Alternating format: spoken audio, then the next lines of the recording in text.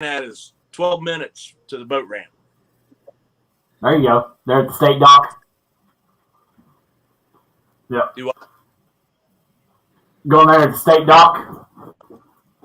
I think it's Jamestown Marina or something like that. Yeah, it's our state dock. Yeah. Okay. Yeah, I'm gonna try after some of them stripers. If that don't work, then I might try for some walleye. If that don't work, I'll probably go. Yeah. I was gonna say we've got some stripers down here on Lake Cumberland, right off the dock. Just gotta have some bluegill. Oh yeah. Yep.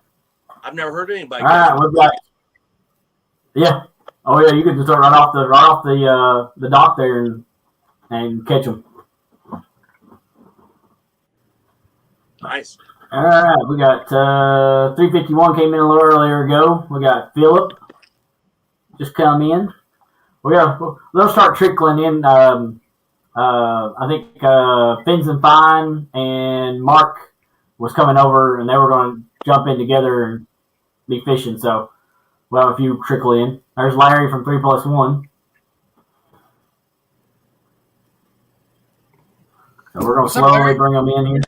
Philip, 351. Yeah, I saw that. Hey, how come I can't see the chat? What do I got to do? I have no idea. I think on your side, you got to push the little comment button up the top corner. Yeah. Well, I just pushed the chat button, and you guys. Okay. Yeah, there's private chat. It's going to cover us up. Yeah, it'll cover us up. I just got a notification from you. Okay, I pushed what? What do I push at the top? Should be say comments. I don't see comments. Down at the bottom it says chat. It just goes, like a white screen. Okay. I'm on my phone. Oh, that's why. Oh, that's why. I'm on laptop. Yeah. Well, I can't see chat then. I go see chat. So if we see anything interesting or somebody wants to say something to Skip, we will post it up. Yeah, I'll post it up. There you go. Yeah. We're waiting on. Jumped in. We got 3 people watching. All right, we'll go ahead and get it started. Welcome to episode number 17 on What's in Your Tackle, a podcast tackle show that basically we're here to discuss some of the tackle that we use every day, either bait fishing or catfishing. And we've got Zack coming in now. Ladybug.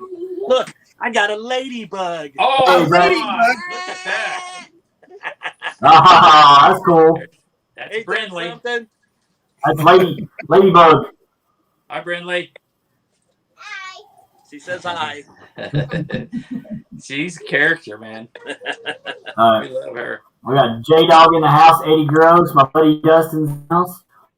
Well, that's it. Welcome to episode 17 of Watching Your Tackle. We've got the Muskrat. We got the Muskrat, Roger. We got Skip, Clearview Outdoors, and we got Zack. They are known as the River Warriors. How are y'all doing today? We are doing good. I'm going to share this out on my community tab real quick because I didn't see it early. You doing all right, Zack? Doing good. If you guys had smell-o-vision, you could smell all the bluegill on me right now. We'll just use your fingers as bait. We'll just dangle your fingers over the side. I backed the vehicle in, come running in the house, washed off some of the stuff, put on a clean shirt, and here I am.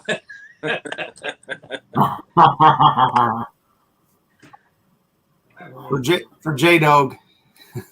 Yeah. J-Dog saying he likes the hat. Yep. Had all day, to do what I had to do, and right up to the last minute, doing it. Procrastinators unite. Oh, I've been doing stuff all day. It's just, I was trying to get everything cleaned up from our trip, and boy, what a job! We made an absolute mess of that boat. I bet. As usual. Well, Roger's messy As you anyway. said, yeah. Well, it ain't Skip's boat. It's Roger's boat. Yeah. It ain't been my boat for a long time. We only use it on Hoover. Yep. Mike Greenwell's in the house. J-Dog, what's going on, fellas? Dan with Green Machine. Yep. He was a big help for Zack and I this week, heading over to the James. Yeah, So, there was a whole bunch of guys helping us down there that, wow, everybody just bent over backwards, honestly, giving us bait and, hot tips and try this and try that. So that's awesome. They did everything to hook the fish for us. That's what this community is for. I mean, if you come into our waters, we're going to help you out. So. Yeah, it was definitely, you could definitely feel the love, the same thing, what you expect in the catfish community, going out and meeting 2 stands and stand 3, Dan, Ryan, Bortz, Has Life. And the thing is, you see folks on YouTube and you talk to them through chat and whatnot, and then you go meet them and, most of the time they're who they are. And sometimes they're not. But I can tell you those guys right there are 100%. What you see is what you get. There was no surprises. So. There was a surprise for me. Has Life. I don't know what I was thinking. I probably didn't because I ain't watched him a whole lot. But I tell you what, that's a good guy right there. I was really impressed with that fella. And of course, 2 stands, no surprises. I mean, he's exactly what you see. Yeah. Exactly. There was absolutely nothing different. We like him real well. We like just about everybody. I mean, we hardly ever this community. We hardly ever run into somebody that's, not desirable or don't have good moral compass about them. So, yeah. J-Dog asked, "Am I the same, Roger?" J-Dog, you're even better than what I expected. How long have you all been fishing together? Real hard for what, 2 years? Yeah. Yeah, about 2 years. Yeah. About 2 years you all been fishing together? That's good. Yeah, about 2 years. Well, we can start with Roger right off the bat. Actually, let's talk a little about some tackle stuff. So we'll start with Roger. What are some of the rods and reels you like using? Well, I can tell you that I've recently acquired some Uncle Lou's rods, and I've yet to hang a big one on it. The feel, the quality, and the look and feel of the reel rod is really good. I like the longer handle. I normally run a Big Cat Fever rod or a Blue Cat rod by Muddy River, and I only got to use the Uncle Lou's rods this week in the James. And so far, I like the longer handle. The Big Cat Fevers have a little bit shorter handle. And the action seems to match exactly what you expect. I got a medium heavy and a medium. And both of those seem to be dead on what I expect in those actions. And, when you get different rods, it's kind of like shoes. The 11.5 ain't always 11.5. And a medium isn't always a medium. And with those rods, I got exactly what I expected. Reels, I like Abu and I like Pin. I like the big handles and the power and the torque of the pins, but they're not really real friendly to cast. But the Abus cast like a dream, but they don't have quite the line capacity. So I kind of play back and forth. I really like the Lou's laser cast 60s. So 2 of the new rods I just got from Uncle Lou, I bought the laser cast XL 60s, and they're like $50. And so I'm still kind of playing around with budget reels, but they seem to do okay. But J-Dog has donated a couple reels, one for the kids tournament and one for the 1K giveaway. And I'll be honest, I already got the Catfish Pro reel out and start playing with it. And for the money, these reels are actually pretty good. If I had read the specs on this before I ordered the other ones, I probably would have at least tried one of these reels. They have better retrieval rate, better better, higher drag setting, better retrieval rate, better bearings. I didn't even think to look at them closely before I bought the other, because I have a Lewis and I've liked it for over a year and a half. And so I just got 2 more. But what's those ones there run, Roger? I think these are J-Dog's in chat. I think these are $65 at this bait shop here down on the water. I don't know if they're any cheaper online. So to be completely honest with you, the Catfish Pro, most of the time you see a special on Catfish Pro, you can get a rod and reel for like $100 or $119 or something like that. So they're very, very budget friendly, but the reel itself, without using it. Hey guys, excuse me just for a moment. I'm going to grab a couple of the rods and bring them in here. 2 of my setups, and then I can just show them. Good. Go for it. Be right back. Yep. Go ahead, Skip. I can do the same. I got some stuff laying here. Okay. I don't have mine either. But I run the TWCs, Tangling with Catfish. That's probably, I've got more of those than anything. A lot of that was due because at the time I was getting them, I couldn't get them. I was wanting to get, a couple of these, but nobody else was in stock. So I just got those. But then I did pick up a couple of the Big Cat Fevers, medium heavies at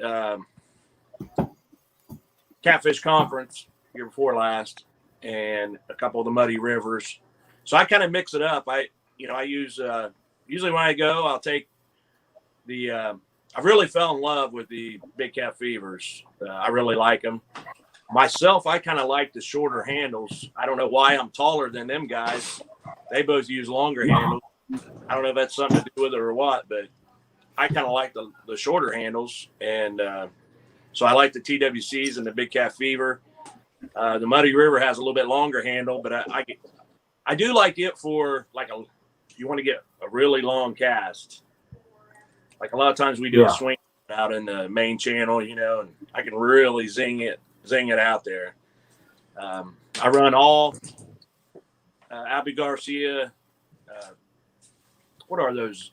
6,500 Catfish Specials. Yeah, the Catfish Special. Yeah, 6,500 Catfish Special. All my reels are those. Well, I do have a few of the just regular, the silver 6,500s, but I've come to find that the only thing different in those things is the power handle, and you buy that for $20. So now do you just prefer the Abus over any of them, or what? Yeah, I just I picked up a couple of those on Marketplace when I started out. I tell you, I had the when I first started out, I had the Cat Max, and I like those. I like the long ball.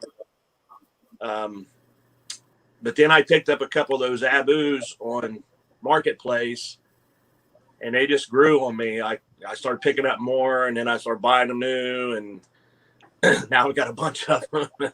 So, I really like those Abus. You want me to keep going, or you guys want to jump back in? I jump in. I want to say hello to Rusty Moorfield, River Rat Catfishing. That's our buddy from out west. Thanks, Rusty, for stopping in. Thanks for being here. That's our Marine buddy. Yeah. Appreciate it. Right. Rusty. Appreciate it. We got Uncle Lou's in here too. Yeah, and I think we had Squirrel fishing with the squirrels in here. Your boy Troy's in here. So, and a friend of mine, Angel Hawk, is in the house. So, Zach, why don't you kind of give us a run through of what your rods and reels are? Okay. Now, I started off using Cat Max from Bass Pro. They have a really good rod and reel combo, and this has been a few years ago. It was $108 for a 7.5 foot rod and a Cat Max reel. That's hard to beat. And it was a medium heavy, very similar to a tangling with catfish, I think, the way they felt, very similar. kind of the same I did a handle review length on and that. everything. And man, I tell you, for the money, that's hard to beat. And that's, we all watch Steve Douglas and stuff through the years, and that was the whole reason I bought those to start with, because he talked good about them, and for the the price point is really good. For $108, good Lord, they work. They're not the best rod in the world, but they work really, really good. Unless you're doing it like we do, it's probably good enough you can catch any size fish you want on that setup. The reel will handle 65-pound braid. I'm not sure about, I never put mono on them. But the capacity I always put 50-pound braid on them, and I had plenty of capacity. I never had a fish that I couldn't get in. Of course, I never caught an 80 or anything or 65 like Skip, but never had any trouble getting anything in with them. But as you progress, you start doing this longer. You start looking around for better products and stuff. Different features and so forth, and kind of fine tune what you're wanting to use. So, I picked up these Warrior Cat rods, Warrior Cat medium heavies. They're 7.5, and I've tried several different reels, and so I got me a handful of these here Lew's Speed Cast SC 6000. Very similar to, it's got a push button on it, which I love. I don't like it's hard for me to get used to the like the pin, where you get the lever. I've got a pin, and like Roger already talked about, I love the pin once it's out in the water and it's you hook a fish up. It's awesome. It's a little bit heavy, but it's a winch, but they don't cast for nothing. There's a lot better ones out there as far as for the casting part. We're even used to them, and it's difficult sometimes. But I'll say one thing: these Lew's SC 6000s, they're easy to cast.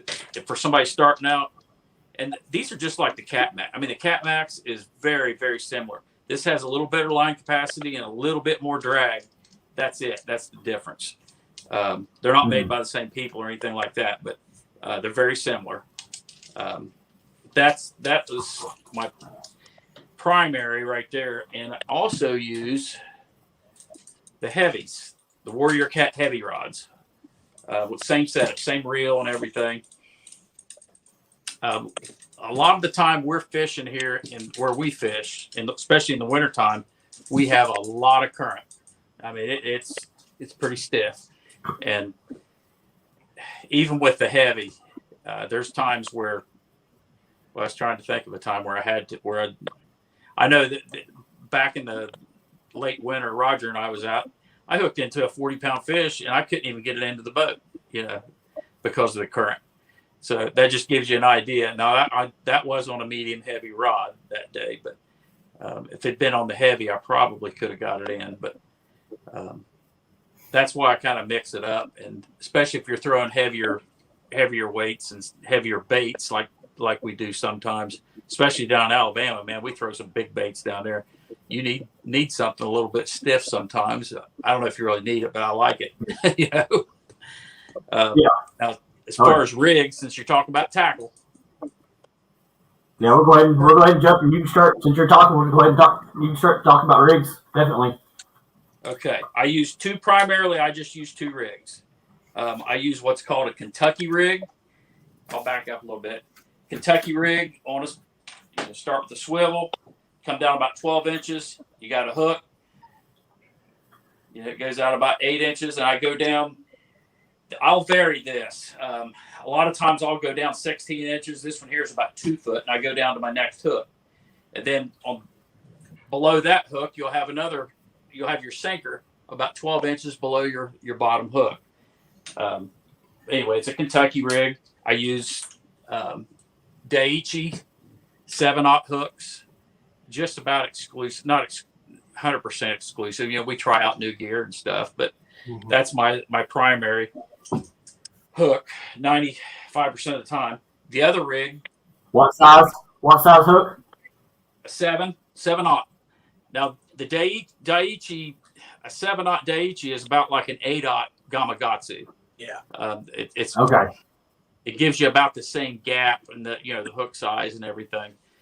I think the actual wire that they use is a touch heavier with the Daiichi compared to the Gamakatsu. At least it appears that way.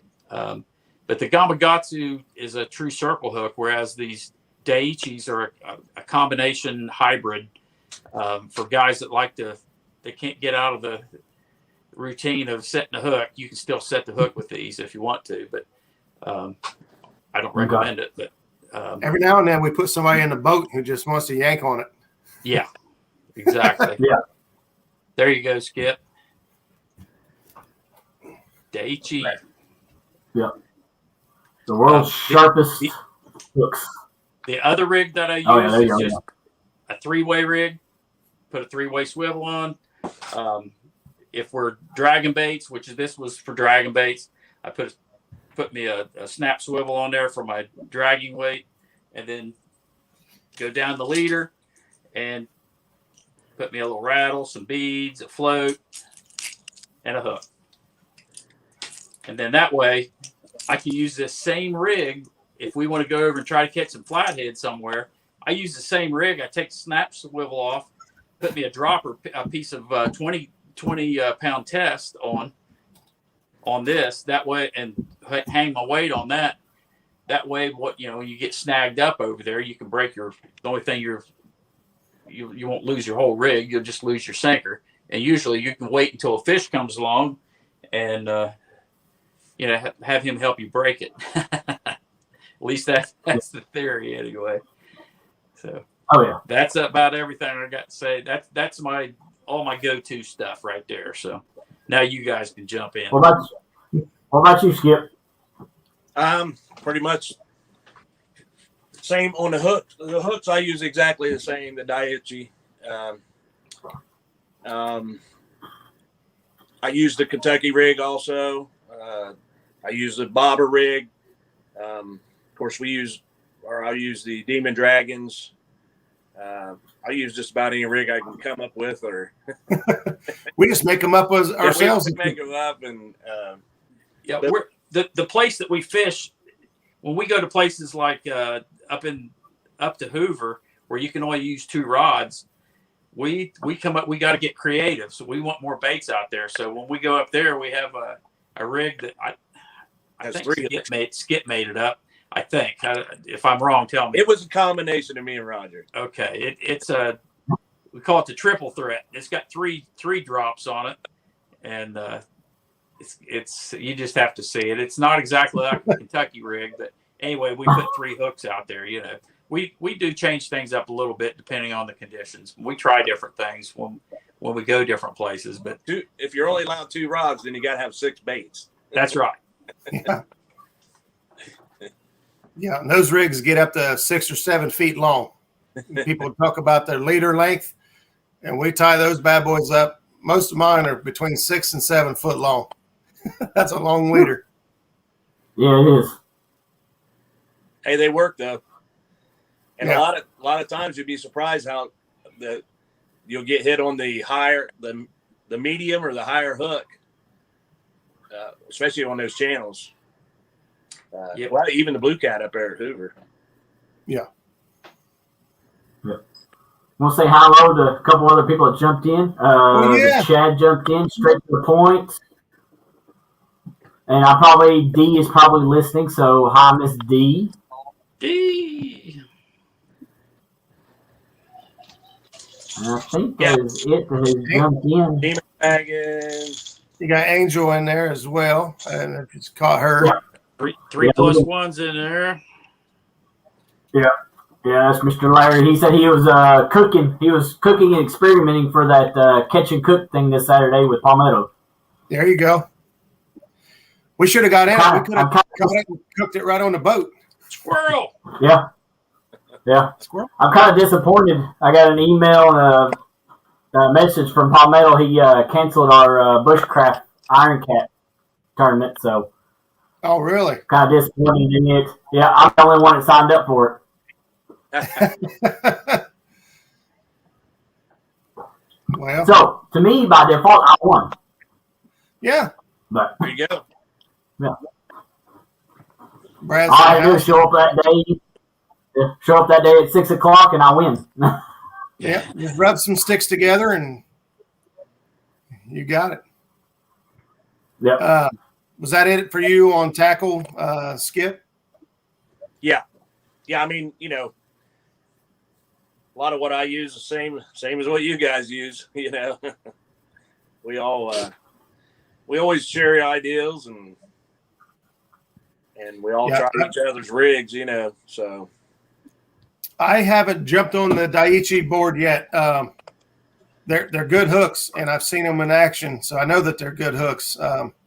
I've been running Tackling Cat's 9/0 wide gap circle hook for a little over a year, and I really like them. But I recently, trying to help support Uncle Lou and the tackle shop over there. I've given his new circle hooks a try. And so I've got some 8/0 and some 10/0, which is all I ran pretty much this week in the James. And but we hadn't really hooked up with what we was looking for to really put him to the test. But some of his floats as well as what I'm transferred over to and using to just support one of the guys in our community. The Tackling Cat guys are also a big deal in our community, and so it has helped out quite a bit. There's a question. You got Chris Souders hanging out with us tonight. Chris, did you talk about the hat float? Or the No, hat it's not Chris. I didn't talk about it. I've got one out. It wasn't our idea. A lot of times, I'll talk about it right now if you guys want me to. Go ahead. Something that we do, and we didn't. It's not something we dreamed up. There's a guy up. Catfish Code, William Matthew. Yeah, Catfish Code, William. He come up with this a dragon rig. It's just like a Santee rig basically, but instead of running a whole float, before I put the float on there, I just take and cut it right in half, and I leave the flat part down towards the hook, facing that direction. And if you're anchored up or if you're dragging, it causes a vibration because that float's not going to be aerodynamic. That thing will sit there and vibrate, especially when you're anchored and it's just sitting in place. We use those a lot. And I kind of forgot about that. I'm glad Chris brought that up. Yeah. I don't use it all the time, but I use it a lot, especially when we're anchored and we're using the smaller baits in the wintertime.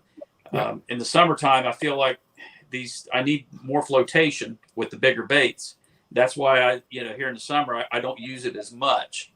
I guess I could get bigger bobbers, bigger floats and cut them in half. I think it really, it's just like the demon dragon and stuff. It's causing a disturbance, a vibration, and something that they may come over and investigate. Probably won't make them bite, but it'll get them. I think it'll probably get them. Like you can talk to all three of us. We'll all say the exact same thing. It may not catch the fish, but it'll at least get them over there looking at your bait and investigating. So Roger's got a good analogy, a good little story to go with it. So we'll let him tell it. I want to add to that. A lot of times I turn it around the other way, where the flat hitting the big flat part, and I think it makes it even more vibrate. I don't know. It's my theory. Yeah, it catches fish too. I'm about to start using a hula popper instead of a Zara spook. See if that bad boy don't create some movement down there. Yeah, they do. Yeah, or a jitterbug. Yeah, we used to throw them things on top of the lily pads and stuff and jerk them across, on and off of them and stuff. They work pretty good. At least she's getting ready to launch the boat. Well, you better pay attention. Yeah. She's watching YouTube and launching the boat. She's something like the rest of us. She's been out in the yard practicing her casting. There you go. Chris Chris Hey. Adams in there says hello, everybody. Hey, Chris, and then Have Dale we come full Hastings. circle yet? We got Chris Souders watching us. That's right. That's hilarious right there. Well, if you know the story, Some comic relief. yeah. But if you know the story, Roger might know. Chris Souders was the first in the community to actually hold a tackle talk show. Tackle Mhm. Talk Tuesday.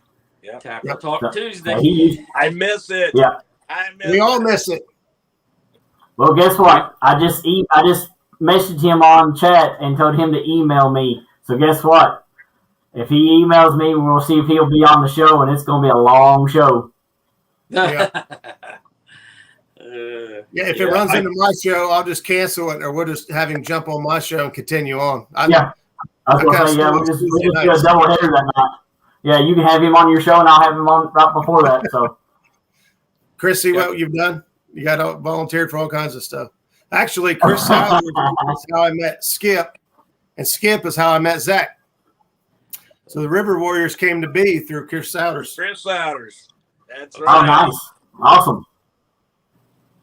Absolutely. I wouldn't be nowhere near this community if it wasn't for my brother. So I have to say my brother's the one that got me into all this community. So Well, it's good. It's a good community, man. Just like, we were talking before about all the help and the brotherhood that we felt when we went out to the James River this week. And as hard as those guys was trying to put us on fish and like giving us bait and giving us they were drawing maps and giving us their honey holes and everything else. I mean, they did everything but hook a fish for us.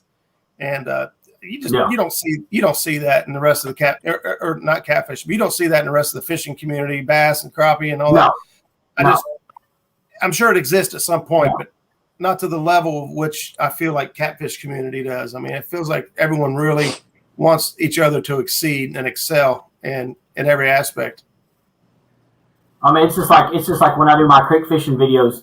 I mean, I've got some of the guys that I fish down here with, and they're like, dude, don't tell them where you're at. Do not tell them exactly where you're at because they'll come down here and take your hole. I'm like, I don't care. Yeah. It's public water. Anybody can go fish it. I can care less if you fish it. Yeah. Yeah. The only problem I've ran into with like my live streams and sharing everything on the river is it's not that I don't want other people to know, but I know now I've learned recently that commercial guys have been watching our videos. Yep.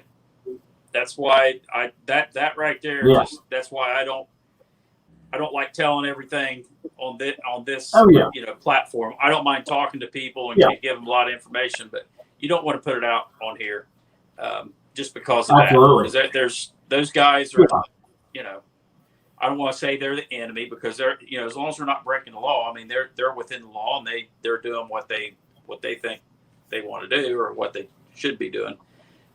It's just I don't agree with it one bit, and so we don't need to be helping them out with their calls. Let's try to. Yeah, absolutely. I understand that completely. I know we got 11. We got 11 people in the house. Appreciate you all coming in. There's 4 of us here, and I would say 75 or 100% of us have been on a pay lake. So not that we stayed there, and I went one time, and this is before I was into doing catfishing like this, and honestly, I went there and we stayed for about 4 hours, and I was like, this is not right. It didn't feel right.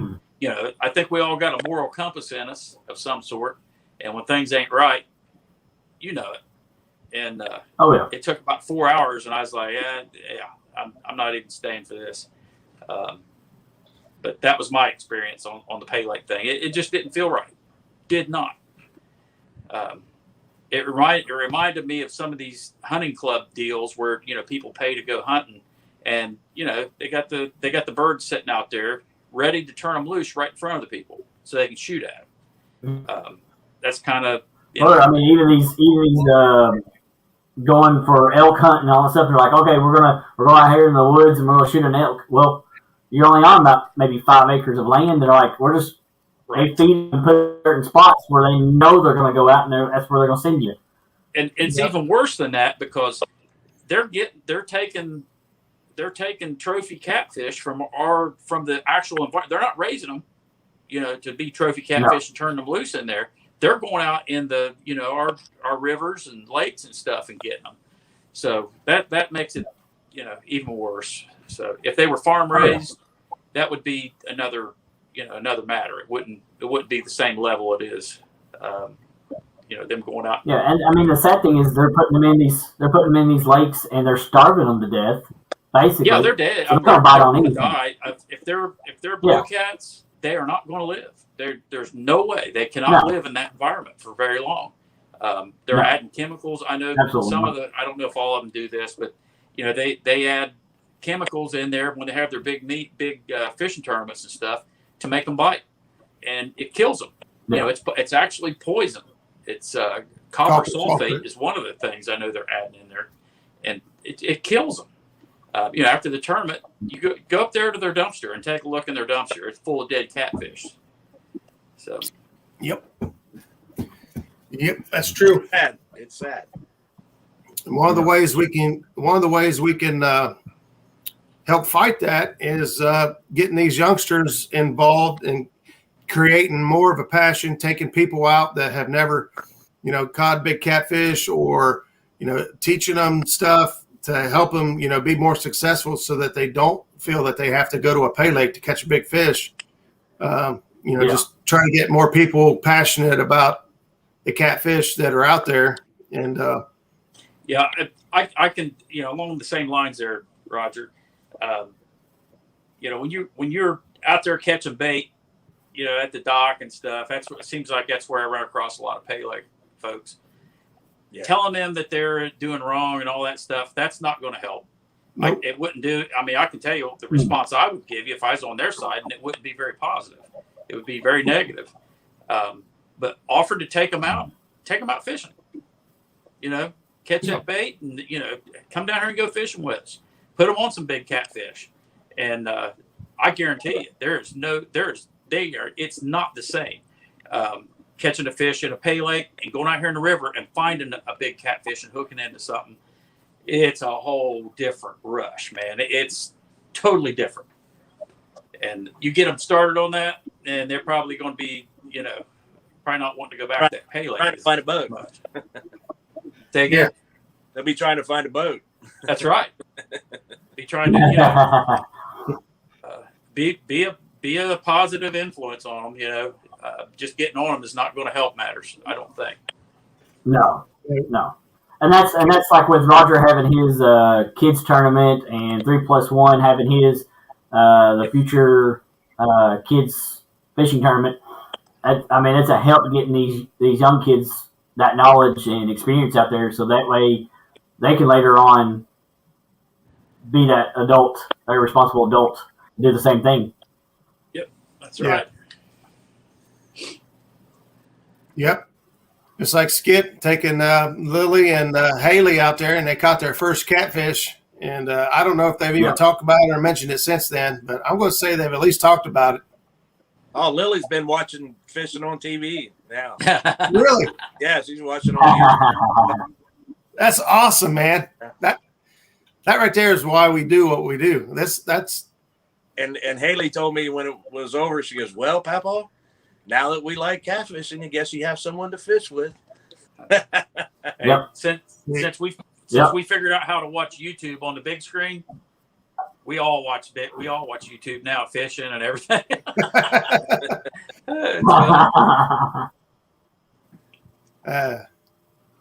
Looks like Brandon showed Brandon up.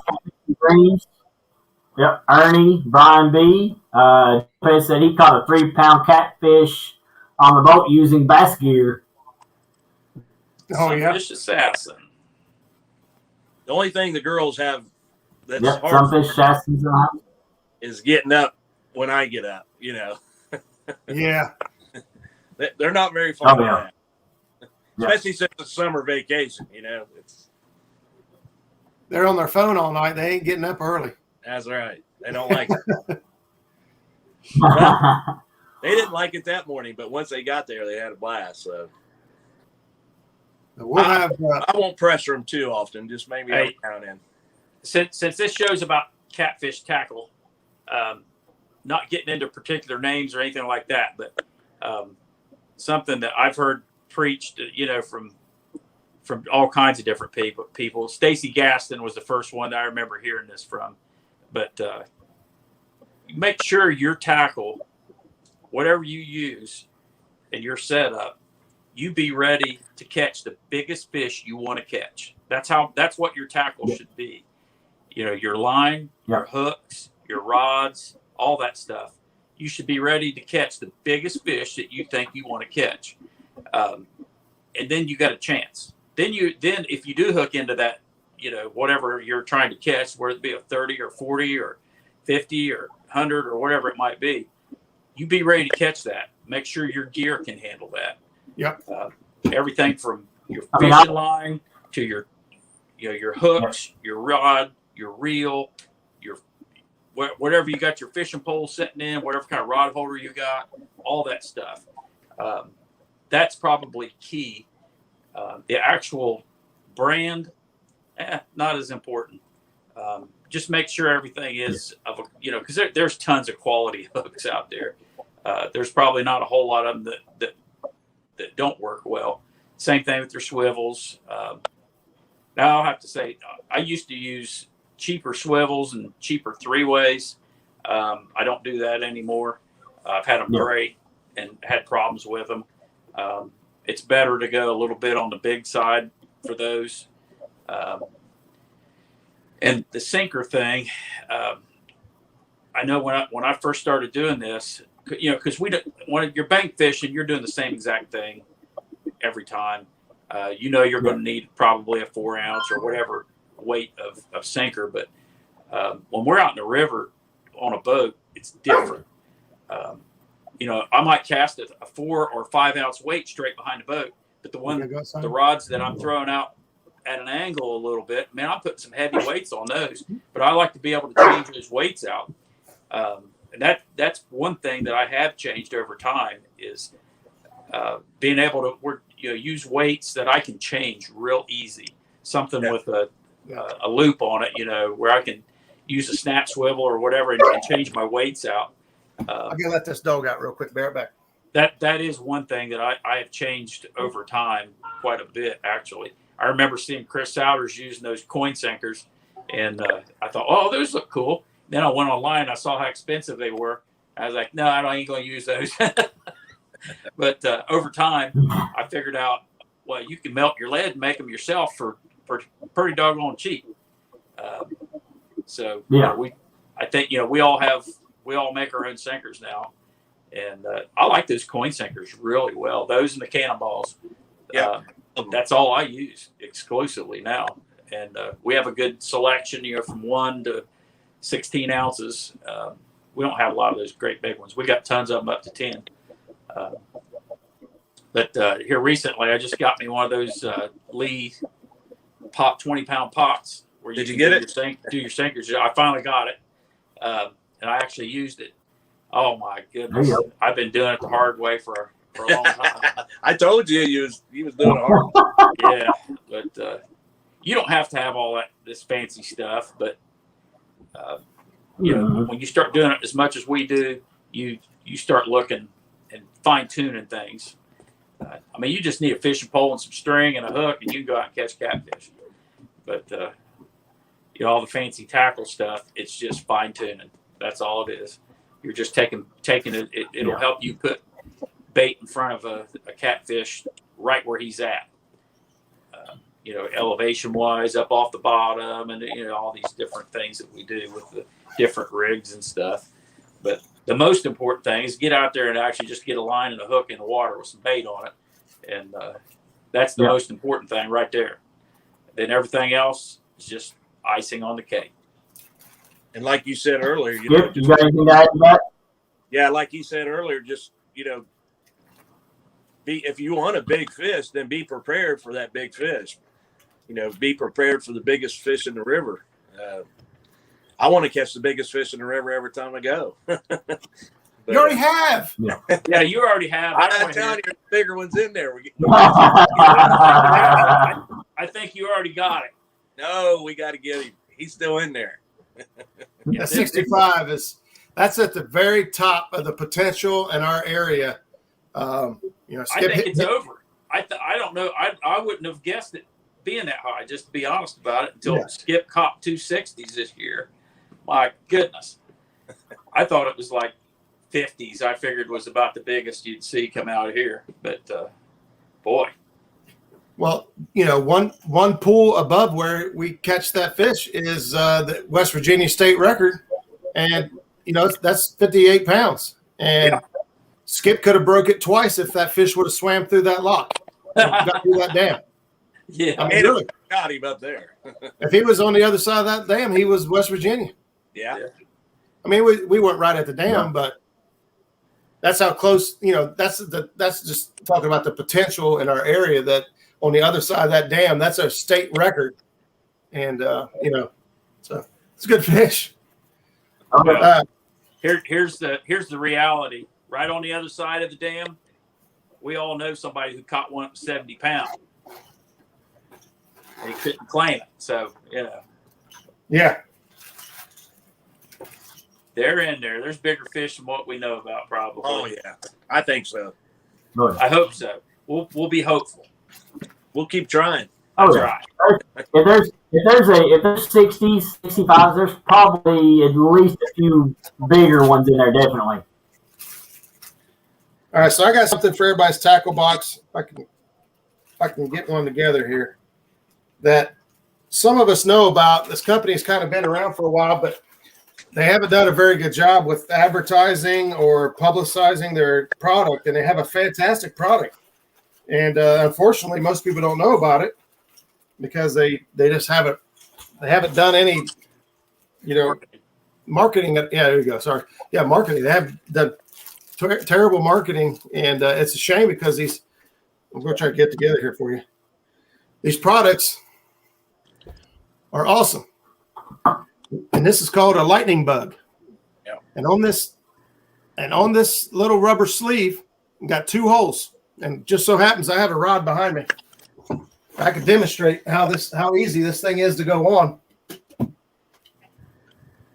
Get this out through here. And they're multi-use also, aren't they, Roger? Yeah.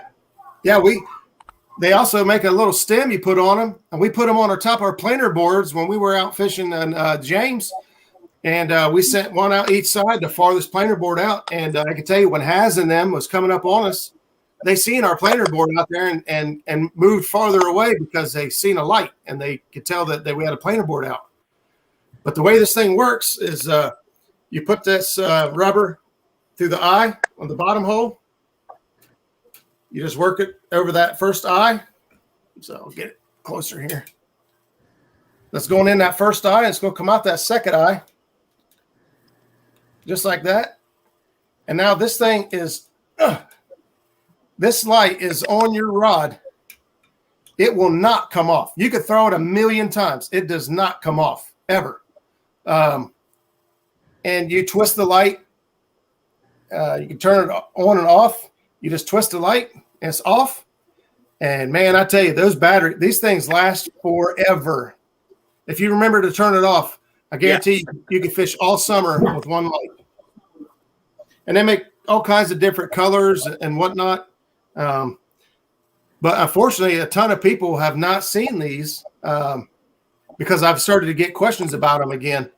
And they're a really cool product. I think that Tackle Bandit and Dale's Tackle and just about any of your tackle shops would have it if you looked it up. It's called a Lightning Bug or Litten Bug, Lytntn bug.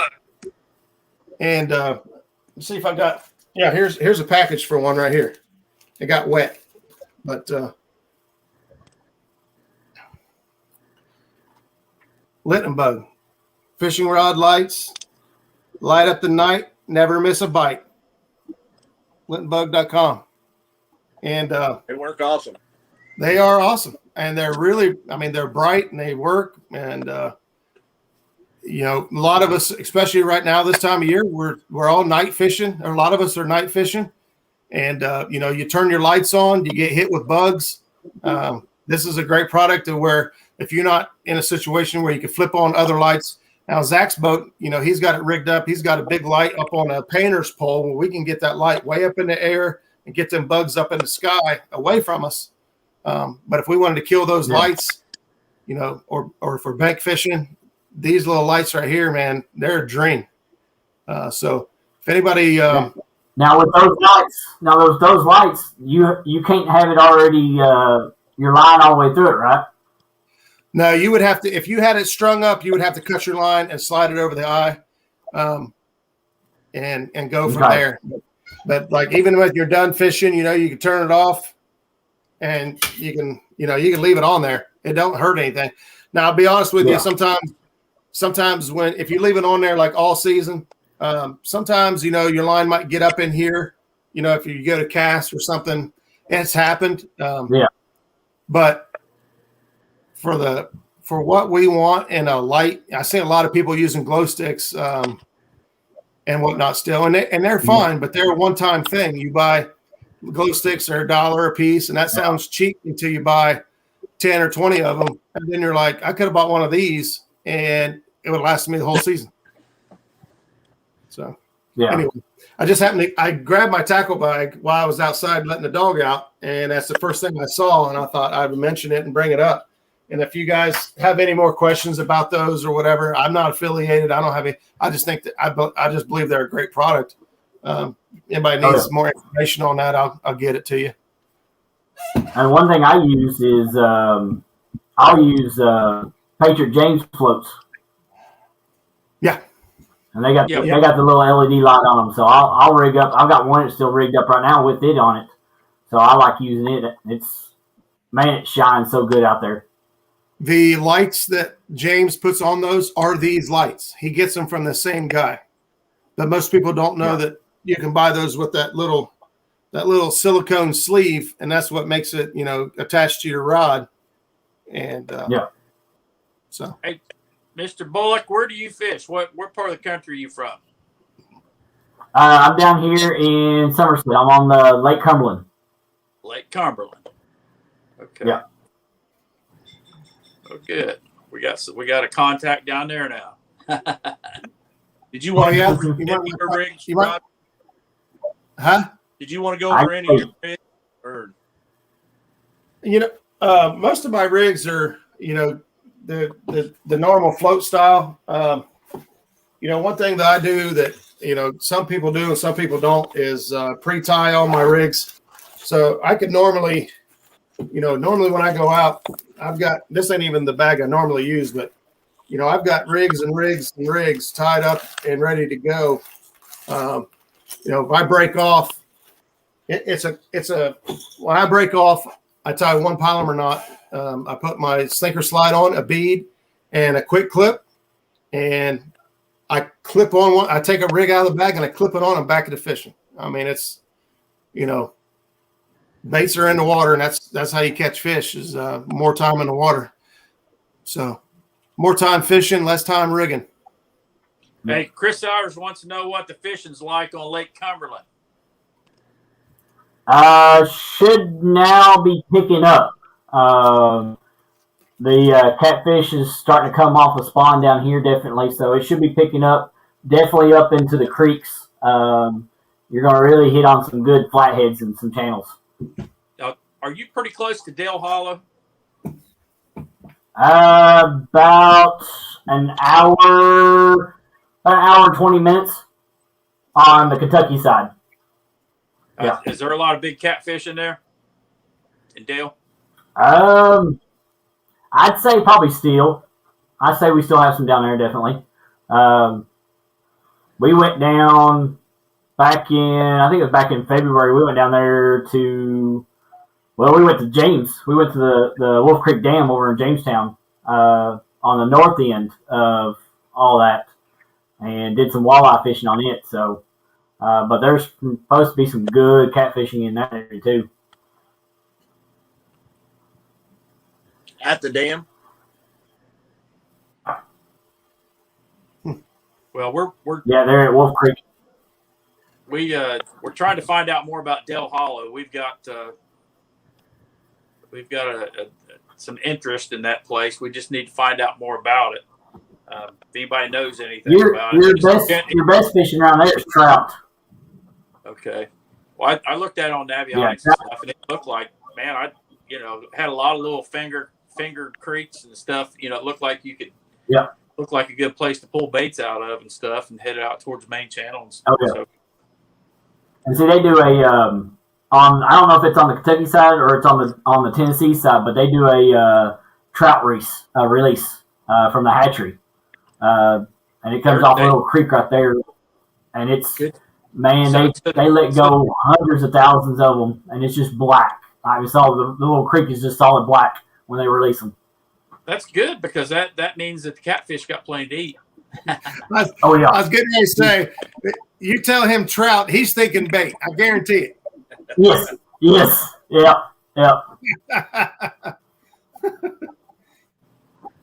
Yeah, they got a high fat content, and man, those catfish get big on them. No real scales. Hey, if you come down here, I'll get you some bait because I've been killing it the last 2 times I've been out on the creek catching bait. So I've caught 17. I've caught 17 in the last 2 days I've been out. What are you using for bait? Oh, you're talking about trout? No, I've been catching bluegill, sunfish, rock bass. Okay. Yeah. All right. Back to tackle. I know there's one thing that we left out was line. I use Andy, 40-pound Andy monster line. I used to use the Berkeley 40-pound, but it seemed like it was starting to get a lot of memory in it. And the Andy has no memory, less stretch than the Berkeley, and I really like it. It's worked out really good for me. And 80-pound leader line. Yeah. The slime line, leader line. I think the 80-pound slime line leader line is, in my opinion, the best leader line material as far as strength and memory. You can actually tie a really good knot with the slime line leader line. I run a mixture between slime line and Andy Monster. I've been running 50-pound Andy Monster on my big pin reels, and then on my 6500s, I've been running 30-pound. And because if you snag 50-pound Andy Monster, your air will pull you out of the boat. You can't break it. It's insane. As Zack, I don't know how many times not even this week. I was using 30-pound Andy Monster, and we still could barely break it. It was insane. We had to tag team it. We pull all the slack up. He'd pull as far as he'd go to the other end of the boat with it.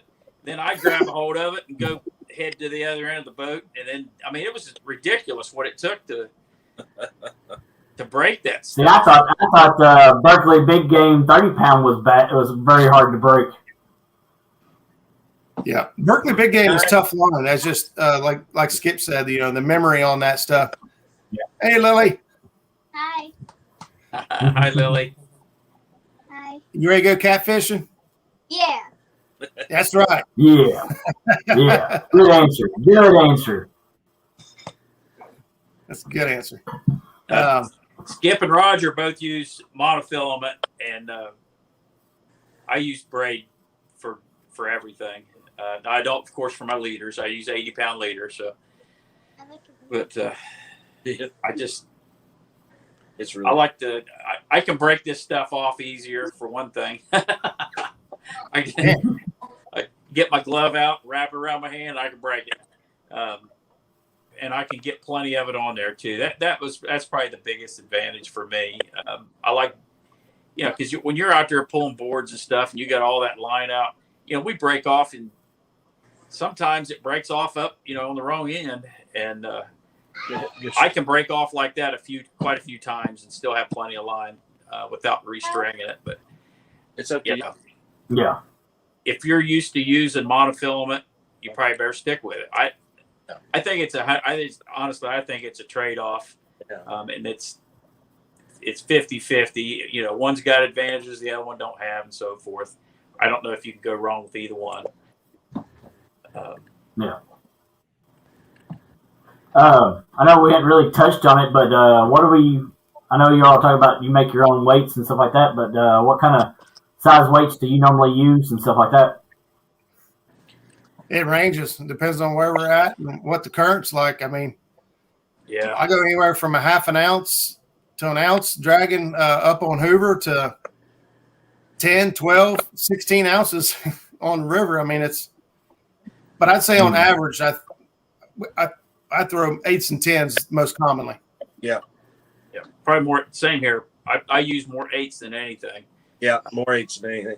And even when we're suspending baits and drifting down the river, I used to use 4-ounce weights all the time, and I don't do that anymore. But I most of the time I put a 10-ounce weight on there for that, just because it keeps that line straight down under the rod tip. It's not the current and so forth and boat twists or whatever. You're not getting your lines all wound up and stuff. It's just, when we started making our own weights, I started using bigger weights, really, because the cost thing doesn't come in. It's not such a big factor anymore now. It used to be I'd order 15 pounds of weights online and go through and find the absolute cheapest and all that stuff. And still, it was ridiculous, compared to what we pay to go buy lead now. I don't buy lead. I just go to the tire store and melt that stuff. And you get 200 pounds of weights, you're going to get maybe 100 pounds of actual lead, because you have to kind of pick through it and all that stuff. But get the impurities out and everything. Yeah, exactly. Because a lot of the wheel weights are steel, a lot of them are zinc, and different materials nowadays. But that's all right. It's worth it, ain't it? Oh yeah, it's fun. It's kind of fun making weights too. Especially now, it's real fun since I got that automatic little. Yeah, you got lead pot. It was got only new fancy. Yeah. It's right at $100. It's right at $100 by the time you get to your house. And it says 20 pounds of lead, and you can make quite a few sinkers out of each tub, before you have to put more lead in it and stuff. I was using three. I had 3 sets of molds set up, and I would put all my little brass things in 3 sets of molds, and I was doing, making 4, 5, 6, 7. I was making 8 sinkers each time I would go over there, and I'd dump out 8 of them, go over, and then I'd open them all up and dump them all out. So I was making 8 sinkers each round. So I can make a lot of sinkers pretty fast now. Yeah. Now those 8s and 10s will drink that pot pretty quick. Yeah. Yes. Yeah. I was making from 2 to 10 is what I was making today. So, yeah, by the way, Skip, I was making a lot of 5s and 6s because I got your mold. I know. That was the whole reason I was making them, because I was wanting to give it back to you when I see you here. I might have to intercept that transition. Yeah, you need to make some too. Yeah, Chris is right. The X-ray room lead is a very, very pure lead if you can get it. If you got somebody in construction and can come across that kind of stuff, man, that's the easiest to work with, the purest lead. It's really good. There's Brad. He knows all about pouring lead. Yeah, so it's fun on a cool day, but not in the 90-degree weather. Yeah. Well, you should have good air movement, when you're heating that stuff up anyway. So you should always have a fan over there blowing a little bit. So, And avoid any moisture. Yeah, you don't want any moisture in there. Oh, yeah. No. All it takes is one drop, buddy. That stuff will splatter. I've had sweat drip in there, and it'll splatter. Yep. And it ain't little splatter. It's a big splatter. Like a little mini explosion. Yep. I've got lead on the ceiling in my garage. I've seen some videos people have been putting out, just a little funny videos of pouring lead, and they pour it, and then all it does is it'll show it splash up, and it makes it look like they're wearing a tinfoil across their face, like they had the lead poured all over the face.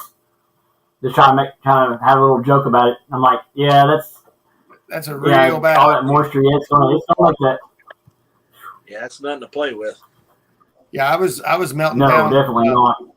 I come across a bunch of lead water line tore out of an old building, and I picked up a whole bunch of it. And I was just cutting it in chunks. Part of it had some, mud in it from where it had got moved around and whatnot. Well, the mud had moisture in it, and I thought it was just dirt. I've been scraping the dirt off the top, and I put it down in there, and that thing, blew up. Lead went straight to the ceiling. It went over everything.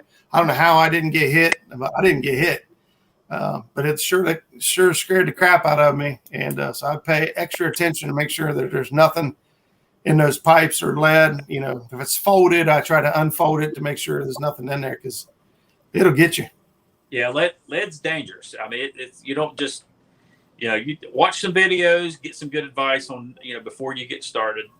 And, because you do not want to breathe anything coming off that. You don't want to put your hands to your mouth or anything like that. You do not want to get it inside. It's not good for you. And the younger you are, the harder it is on your body. It messes with one thing is your central nervous system. So make sure you got good air movement. Wash your hands when you're done, all that stuff. So, and where I've got welder's gloves, you can go to Harbor Freight. And I think I got 4 pair for $9 last time. 4 pairs for $9. That's cheap. That's cheap. So yeah, good tip there if you need some welder's gloves. I don't know how good. If you're welding every day, I don't know that they're the best, but they're great for what we do. Brad said, "Licking your fingers is okay." No, that's bad. You don't want to be out there eating better cheddars while you're making your lead sinkers. That's bad. You can eat cheddar betters anywhere. Just not when you're making sinkers. It's not good. Yeah. We Chris, if you're gonna come back down here to Lake Cumberland, holler at me. I'll take you out. We'll go out together and we'll hunt some catfish. Is that an open invite for everybody? Because you may have just messed up. Absolutely. Anybody that wants to come down here, we'll go out catfishing. Absolutely. Hey, let me ask you something. Do they have skipjack down there at Lake Cumberland? No. We can get on some bluegill. We've got suckers, shiners. Okay. They have rock bass. So we can use rock bass, red eye. That's bait. They have always shad, don't they? They're called always. Always shad. Did you hear it? Always, or something like that. I don't know about them. Is that right, Kelly? I don't know if we do or not. I've heard it. They're called always shad, always or something like that. Not. I've heard of it. I know what you're talking about, but I don't know where they are. You got to get them right before the. I'm not heard anybody ever using them down here. Hey. We got a shad expert on here watching right now, Chris Souders. What's he talking about? What's the deal with those always shad? I thought he was just trying to say we always use shad. No, it's a name. I have heard it, but I don't know anything about it. Always use shad. Always. Not always. Yeah, we always use shad up here in this part of the country. Yeah. Well, them James River shad, they are big shad. Yeah, somebody down at the James. So we've got abundance of bluegill around here, so that's what we use. Yeah, down there on the James, we did catch some threadfin shad that was like 3 or 4 inches, but just about all the shad we caught were 12 to 14 inches. It was like, where's the little ones? We never did run we caught 1 or 2 that was like 6 or 8. Just a couple, and it is all giants, man. Of the gizzard shad. They must live in another part of the river or something, rather than when they get bigger, they come down there or something. That where we were at. I don't know. So. these dudes were all the size of footballs, and I mean they were thick across the back. They weren't no thin shad. These were big, healthy shad. Yeah, we catch them, a few of them around here in the wintertime like that, but it's like not oodles of them. Like down there, that's what you catch is those big ones. Put 2 hooks in them and put them out live. Wow.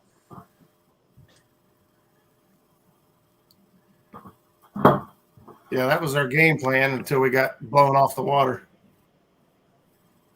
Yeah, we didn't get a fish the last night we was down there. It was here we had bait in the boat. We were ready to go and had the boat in the water, and storms started coming through and just would not stop.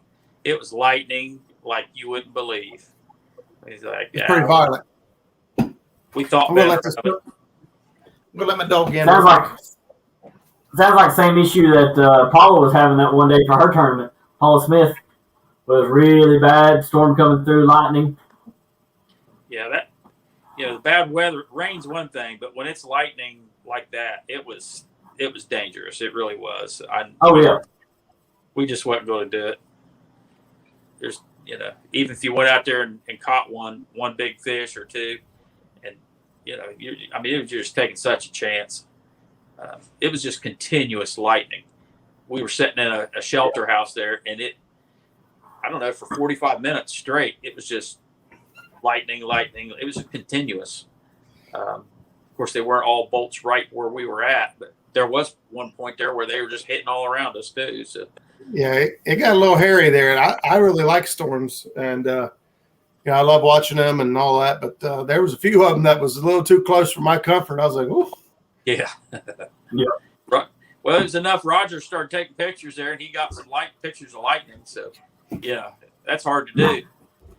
Yeah. Hey, Jeremy, welcome in. Jeremy's turning cats in the house.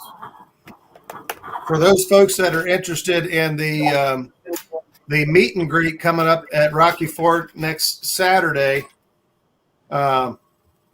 this coming Saturday, we'll have Brandon on the show tonight at 8:00. And so Brandon's the one that he started this whole meet and greet at Rocky Fork that we're going to be joining in. And it started out with like just a handful of folks just wanting to get together. And man, it's kind of blown up into a big deal. So we're going to talk a little bit about the upcoming meet and greet that we got going on, and answer any questions anybody may have, and just kind of go through the details and tell everybody where we're at and what we're doing. And I'll obviously have an open invite for anybody that's interested in coming out and hanging out with a bunch of old cat fishermen and women that like to talk about catfish. So, hey, Brad Cottle's got a question for Roger. He said, "You guys fishing the High River before your meet and greet Saturday? We thought about fishing it." Well, Brad, here's the deal right now.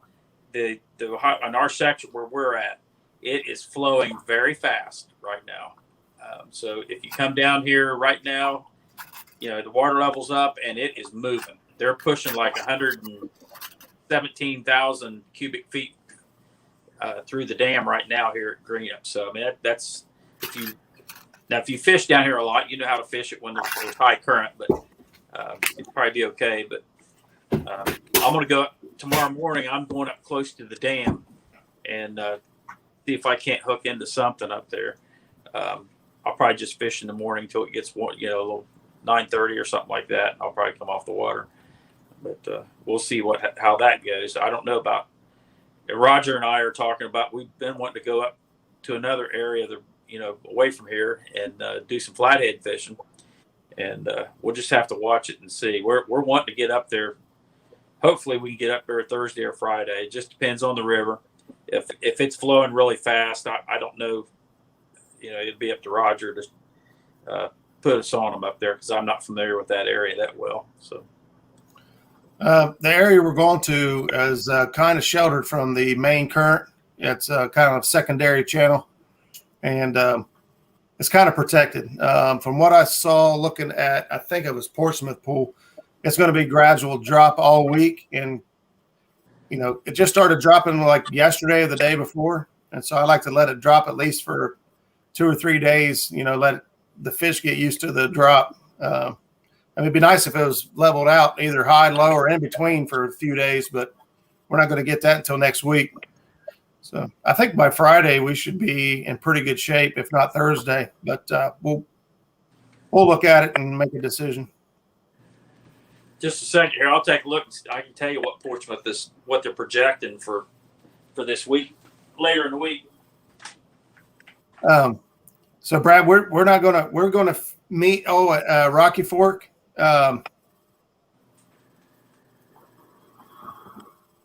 There you go. Chris Souders answered the question. They're called Elvis. Okay. No, they're called Elvis. It looks like ELVYS. Elvis. Yeah.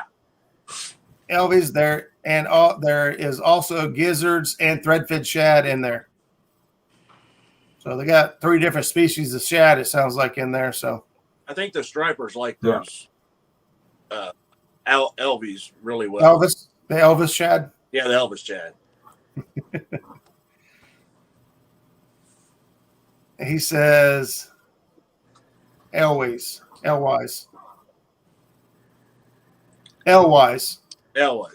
Yeah. That's pretty close to always. Elwise, yeah. Always. Yeah, I was close.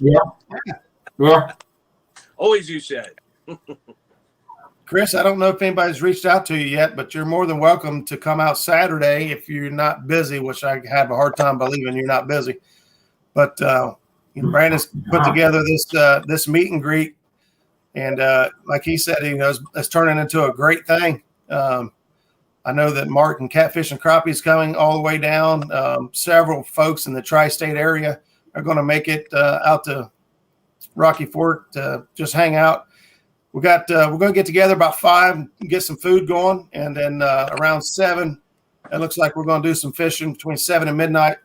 A little friendly wager on big fish, small fish, and most weight, $5 a pot. If anybody's interested in getting in those, and we'll weigh in around midnight, and I'm sure there'll be a whole bunch of smack talking and shenanigans going on in between. Yeah. So, And it's like we talked about before. Yeah, I wish I could come, but I've got some stuff that came up this week, so I'm definitely gonna have to miss out on this one. Definitely. So completely understand, man. Family first. yeah, Family absolutely. first. Yeah. Okay, here in our pool around Portsmouth area, it's going to do a nosedive. It's already started down, and by Wednesday, Thursday, it's going to be way down quite a bit, and then by Friday, it just continues to go down. But it's going to do a nosedive here in the next 24 hours. It's going to go from 24 feet down to 18 feet. So, That's a fast drop. Yeah. Yeah, it is.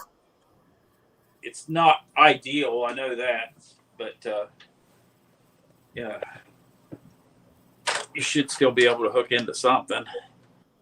I'm looking at the area we're going to fish.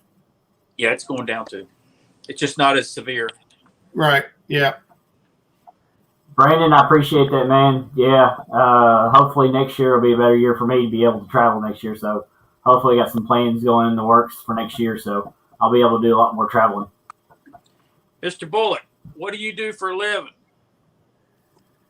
I am a owner operator of a snack route. Okay, gotcha. Yeah. Isn't it the Snyder or not? Yeah, isn't it Snyder's or something like that? Yeah. Yeah. I do Snyder's of Hanover pretzels, Lance crackers, Tom's chips. Yeah. So we should have made sure you got to the meet and greet somehow, because that sounds like good stuff. He's the guy. Oh, hey, I would have bought you some stuff. Definitely. I would have bought some chips with me, definitely. Yeah. That's good. Yep. Wait a minute. It's lose ranch target live view. Yeah. Brandon says it was quick. So that quick of a drop should push bait fish into the cover quicker. So yeah. No. The area we're looking to target this week, it looks like it'll go down 3 feet by Thursday between now and then. So it's definitely falling, but it's a little more gradual than the Greenup Pool. It didn't come up as severe either as the Greenup Pools. Why? It didn't. Yeah. Greenup Pool went berserk. You know how it does. I mean, down where Well, it's the Meldal Pool. it goes up and down so severe right here below the dam. It's something. But where we're going upriver at that area, it shouldn't be. Well, hardly anywhere does it do what it does here. Yeah. We go from 15 foot to 60 foot. That's our two. Low. It actually goes lower than 15 at times, but 15 to 60 foot. We fish. So Crazy. Okay. Yeah. Jeremy, I'm glad you mentioned that. That's one thing I've not talked about because all three of these guys got boats. So, what kind of units are we running on your old boats? Good start there, Skipper. I've got 2 Garmins. Just double everything he says to mine because it's exactly the same. You got that Humminbird up front. I don't have that. Oh yeah, I do. I got Lowrance. But I got 2 of the Garmins, 93 SVs. Got them both on the dash there. Use mapping, traditional, down and side. Really starting to really like it. I love Zack's Humminbird though. I will have to say that. Yeah, that it thing. His looks like a TV screen compared to mine. Even though it's only 3, I don't get it. It's only 3 inches bigger, but man, it just looks huge. Well, we'll get to you guys. I'll go over mine there when you're done. I'm sorry. Yeah, I shouldn't have jumped. No, you're fine. I was going to jump in, and I'm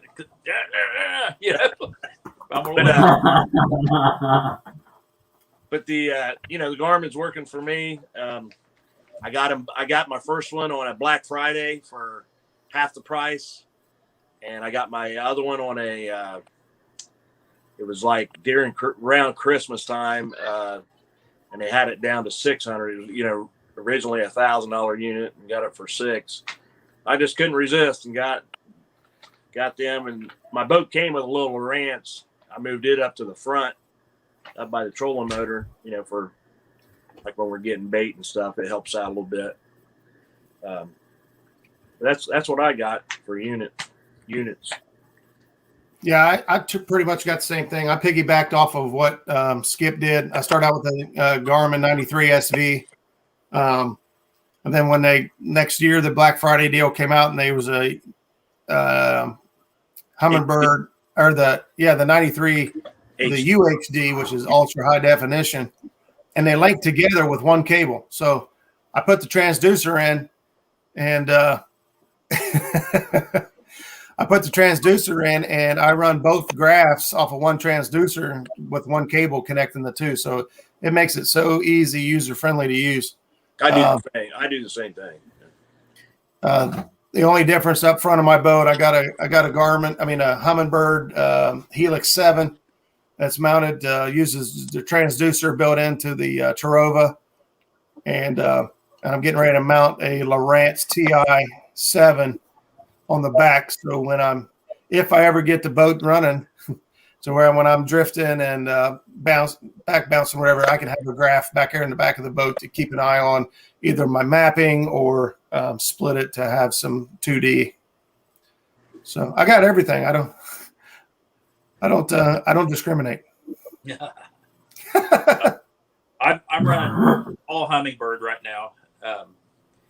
Up front, or not the front, but at the main console, I've got a 12-inch Generation 3 side imaging and all that stuff. And I also have a 10-inch Generation 2. The reason that we run, I guess, the same for the other two, the reason we run more than one unit is because we can leave the mapping up on one of the screens. I'm using my 10-inch. I just keep the mapping on that all the time. I keep a mapping card in that and so forth. And we go out and, like our section of the river, there is no cards or anything you can really get that mount to anything. You have to go out and do your own mapping. So I think all the manufacturers have that option now. Yeah. But they all call it something different. But you're just going out with your sonar and so forth and mapping the bottom yourself. And on the Hummingbird, you have to actually get a little SD card to put they'll store like 8 hours internally, and then if you get the SD card, it's almost limitless. I mean, you can't fill it up. So you can go out and map everything, and then that one screen, you're not flipping back and forth between screens. But that one, my 10-inch, I keep mapping on it, and then on my 12-inch, majority of the time I keep a split screen on it. I have 3 screens. I got side imaging on about 40 or 50% of the screen, and then I got the 2D and the down imaging stacked on top of each other on the other. So they've got roughly 25% of the screen for each one of those. Now, if we see something that we want to look at more closely, then I might flip over to one of the other screens. More, of course, if it's on side imaging, you just put your cursor on it and blow it up, and you can see exactly what it is. But the only downfall to the Hummingbird, the newer Hummingbirds, is they don't have low frequency for your 2D. It's like 140 kilohertz, and they used to have, like, I believe it was 78 kilohertz, and that 78 kilohertz looks a lot better for 2D. But with the mega side imaging and the down imaging, it's a different transducer. It's bigger, and it will not go any lower than that on the frequency.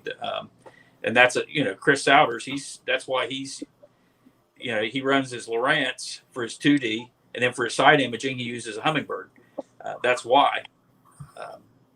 But I've got a third unit I just recently got, and I haven't got everything, the bugs worked out of it, but we're going to put it, I mounted it on the back, like what Roger was talking about. So whenever we're drifting or bumping, we got a screen right there with our mapping right on it. You can stay that way. You don't have to keep turning around looking behind you to make sure you're staying on that ledge. So, yeah. But what's your all's take on Lasco? The Hummingbird's not as easy to use as far when it comes to hooking units together. You have to have basically a junction box here to run all your Ethernet cables to, so you can hook everything together. That would be that's one thing I don't like about the Hummingbird compared to the other, like the Garmin, where they just run a cable between them and they can do what I do. I had to buy a whole bunch of extra cables and a little box. You got to run power to it and all this stuff. It's a trade-off. But that side imaging on the Hummingbird right now, it's hard to beat. I mean, it is.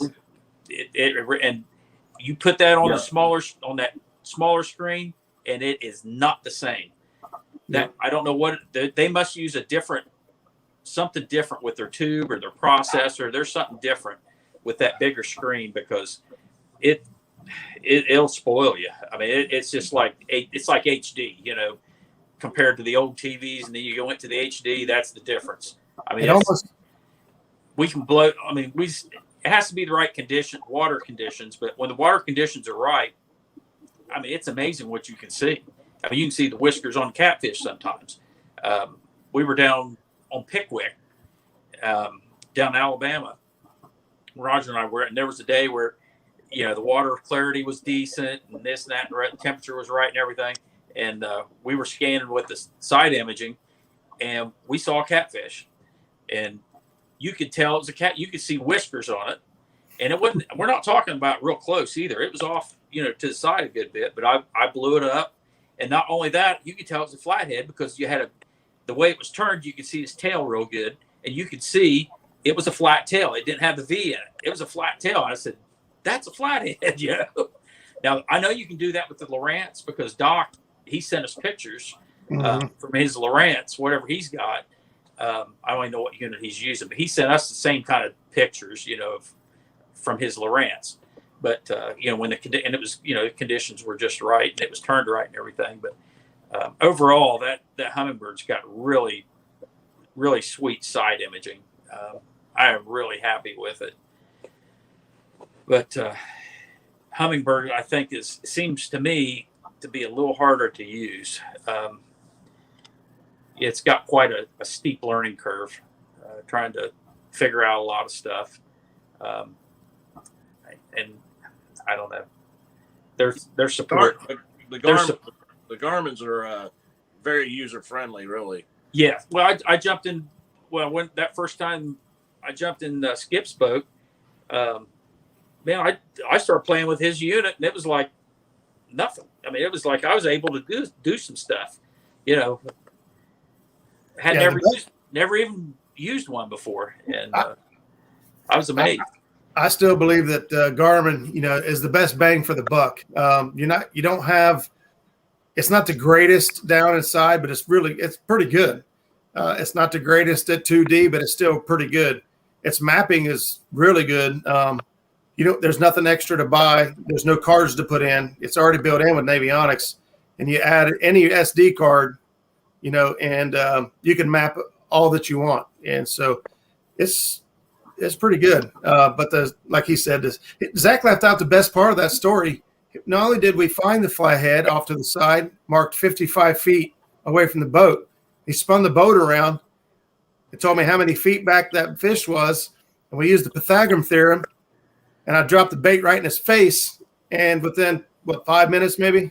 Oh, it was quick. It was real quick because I was driving the boat and stuff. And so he was ready to throw his rod. He got his rod right out there. I don't know if I got a line in the water. He already caught the fish. Yeah, that fish, we found the fish and we caught the fish. We learned that from Chris. Thanks, Chris. Thank you, Chris.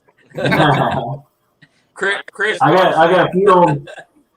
I got a few of them talking about it in the chat, but what's your all's opinion on live scope? Never used it. Don't know anything about it. Can't afford it. I've talked to several people. I don't know if I see that. I want other people to buy it, and I'll try it out. Yeah. But what I've seen so far is it's neat, especially for catching bait. That's what I keep hearing over and over. It's really good for spotting your bait and throwing your net right on it. As far as for the catfish part, I don't know. I think over time, after people use it more and start figuring it out, there's a chance it might be more advantageous at that point. But right now, I don't think everybody's figured out how to use it. Right now, it's just more for the bait thing, I believe. Now, if you're going to go up and fish some of the shallow stuff and try to throw maybe some bobbers and stuff like that, I could see how that would work really well. But for the way we fish in rivers primarily and dragging, some of these lakes and stuff, I don't know that it would. I don't know. I just don't see a great big advantage. Like I said, but as people start using it more and stuff, maybe there's, they'll learn just like the side imaging when it first came out, it was more of a gimmick. It was kind of gimmicky and all that stuff. I don't want to just go out and spend, piles of money on something that's not going to work out because I ain't got that kind of money to throw around. So, yeah, I kind of wonder about the, like in a river, is the current going to affect that image? You know what I mean?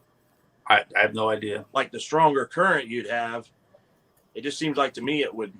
I don't know if it would or not. It just. Got I don't know because most guys you see using the live scope are in lakes. All right, here you go. Chris Souter says live scope is absolutely awesome and worth every penny. Wow. There you go. There you go. Yep. Guess we know what we're all getting for Christmas, right? Yep. Yeah. Oh, Brandon says he's not spending $5,000 on a bait catching. Yep. Chris says it's worth it. So I'll have to go out to Chris and his boat and see how it works, I guess. Yeah, let's just do that. Let's just go out and check out. Yeah. Chris will have to prove it to us. I've been wanting to check out that Prodigy anyway. There you go. Yeah, I was looking. Brad said he'll let you know. I was looking at my boat and seeing what it would take to get rid of them rod holders and turn mine into a prodigy.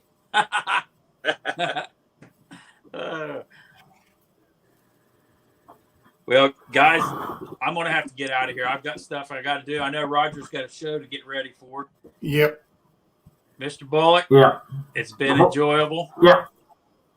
Appreciate it. But before you take off, let me ask you, I'll do this every show. I'll let you go ahead and answer this one since you got to get off.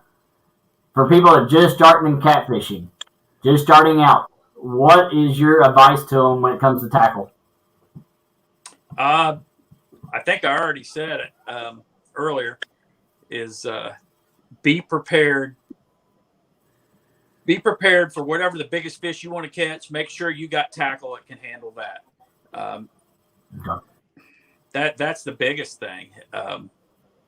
It's not the best rod. It's not the best line, the most expensive and all that kind of stuff. You can go to Walmart and you can get that some of that monofilament, the Eagle Claw. Couldn't think of it. You can get Eagle Claw 50-pound, and you can probably catch every fish in the river with that. And it's $2 or $3 for a whole roll of it. You do not have to have the best of everything. You go out there with what you can afford at first, and then you can keep upgrading, and you can fine tune everything as you go. But you do not have to have the absolute best. The one thing that I would recommend is get some decent hooks.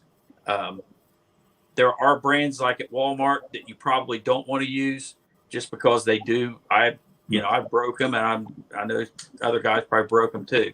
Some of those silver hooks that they sell. Go ahead and get you some of those Team Catfish or Daiichi's or Gamakatsu or one of the good brands of hooks. Other than that, you can go with cheap stuff. You really can. Your swivels and so forth, you can use the cheap swivels. Just go with the big ones. The ones that are Mondo looking. And then if you do get one that the quality's not the best, it's still not going to break. Bait is probably the most important thing when it comes to catfishing. Fresh bait. That's the number one thing. We go to the grocery store and we get some stuff in the chicken aisle and use that sometimes. Is it the best? No, it's not the best. Not for catching trophy fish. It will if you're just trying to catch a few smaller fish, it works awesome. Works great. Chicken breast stays on better than chicken livers. Go to Walmart, get your bag of frozen chicken. And if you're wanting to catch up to 10, 15-pound fish or below, works great. But if you're going for those trophies, you need to be going out and learning how to catch the live bait.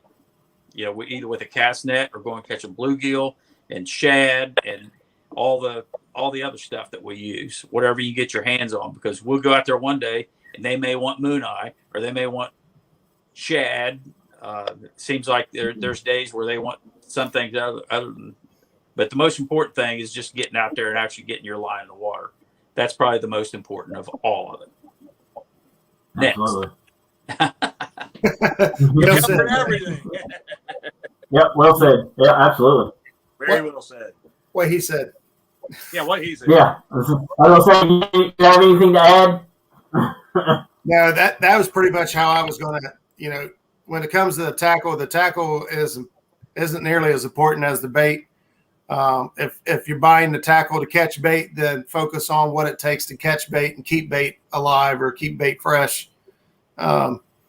Because at the end of the day, we've said it 100 times that the fish don't care what boats you got. They don't care what rod and reels you got. They don't care about any of that. The only thing that the fish really care about is that bait. And that is the first connection you have with that fish is your bait. Everything else from that point on becomes important, from most important to least important, in my opinion, from the bait back. So the hook, then the line, then your swim, all of that, in my opinion, it starts with the bait, the most important, and then the second important is the hook, and then your swivel, and then the line, and then the last thing that is important, in my opinion, is the rod. Because the reel, if you got a decent reel and you know how to work drag, man, you can land it on. You've seen people land them on Snoopy poles and Barbie poles and whatever else, but the bait's the most important part. If you mess up there, none of the rest matters. You can have the best of the best, but if you ain't got good bait and you can't get them to get on the line, it doesn't matter. Yeah. Skip, sir. Anything to add? Yeah, I definitely want to say that time on the water, anytime you can go. You can learn something every time you go if you really want to. I was just thinking about even the bank fishermen.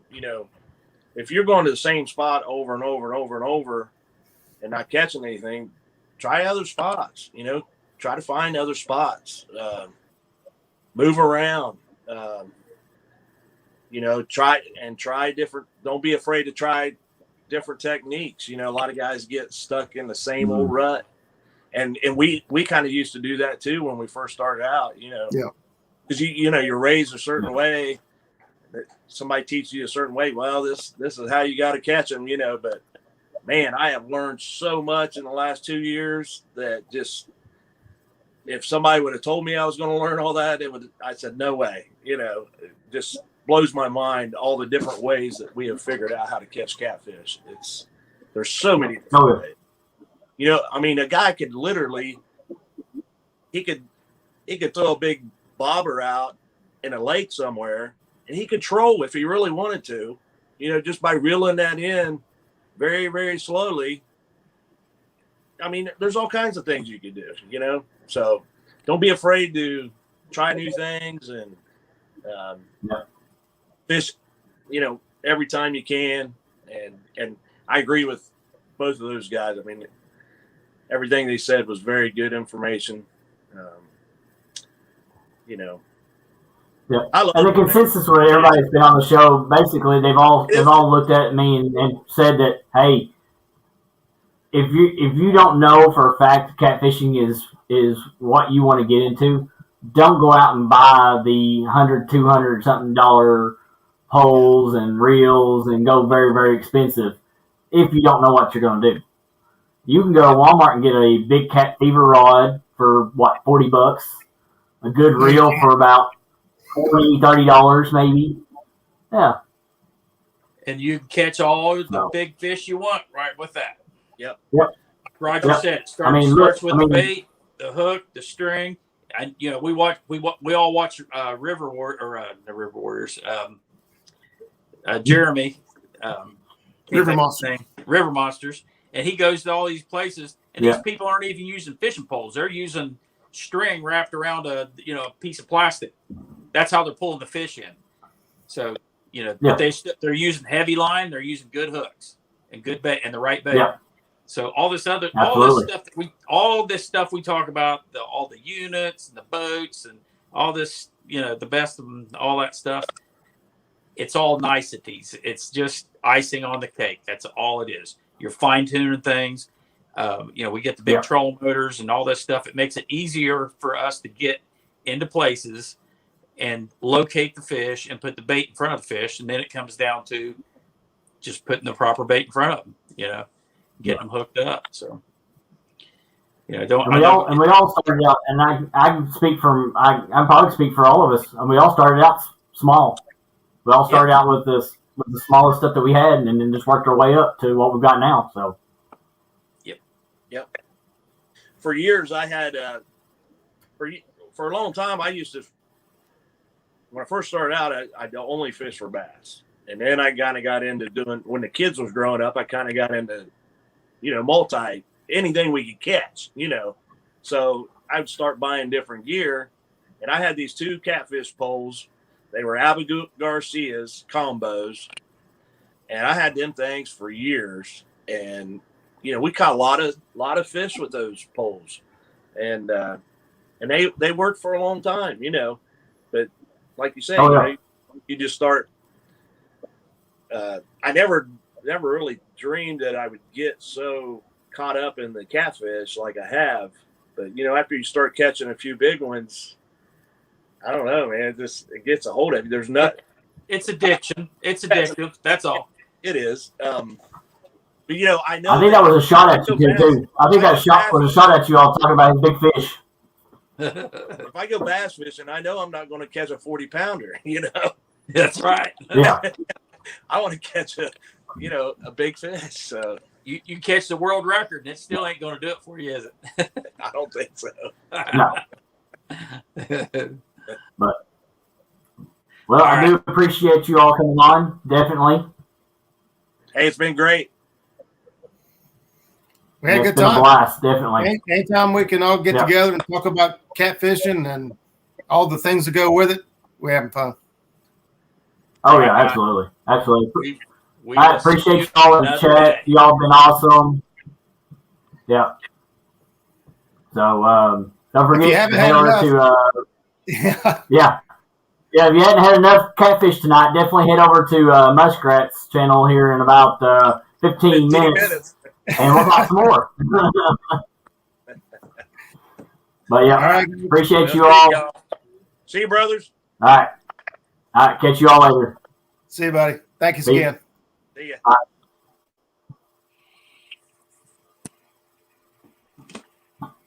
Good show, Kelly. I appreciate it, sir. Appreciate it, definitely. Take care, man. All right.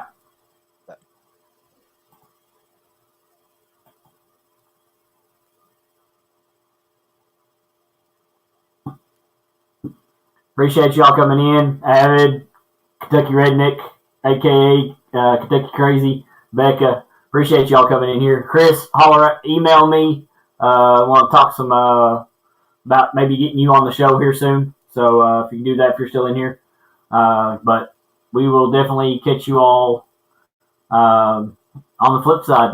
There won't be no Thursday night live fishing from the creek this week because my child having her 9th birthday this week. So then I've got a funeral this weekend. So we're definitely going to be off till next week. Next week on the show on Tuesday night, we've got the kayak guys. We've got Dan from Green Machines. We got Ryan Bortz and Stan 3. So we're going to be talking about some kayak fishing tackle. So hope to see you all in. Hey, Kevin. So we'll see you all in. All right. Peace. We'll see y'all next week.